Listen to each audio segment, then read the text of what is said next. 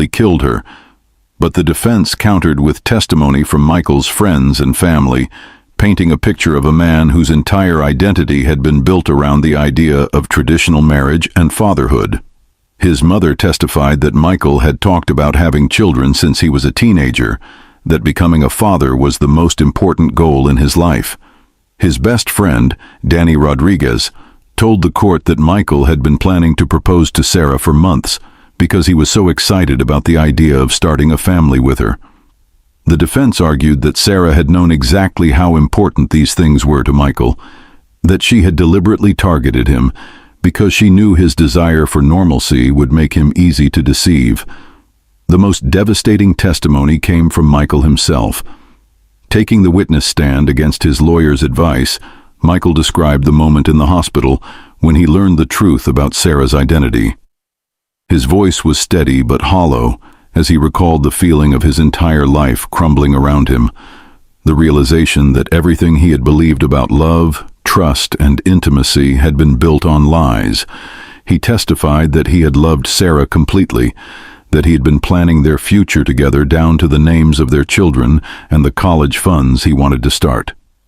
When the prosecutor asked him if he regretted killing Sarah, Michael was quiet for a long time before he said, "I regret that she made me into someone who could do that." The jury deliberated for 3 days before returning with a verdict that satisfied no one and haunted everyone.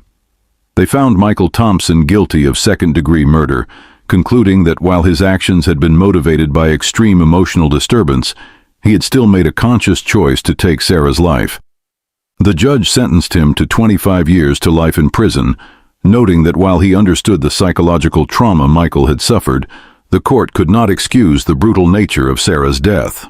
But the most shocking revelation came after the trial was over, when investigators continued to piece together Sarah's past.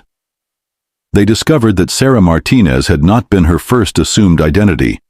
Before moving to Tampa and becoming Sarah, she had lived in Jacksonville as Rebecca Stevens, and before that, in Miami as Christina Rodriguez. Each identity had lasted 2 to 3 years. Each had ended when someone began to ask too many questions or when Sarah feared discovery. Investigators found evidence of at least 4 different men who had been romantically involved with Sarah under various names, men who had never known her true identity and who had been left confused and heartbroken when she suddenly disappeared from their lives. Even more disturbing was the discovery that Sarah had researched Michael extensively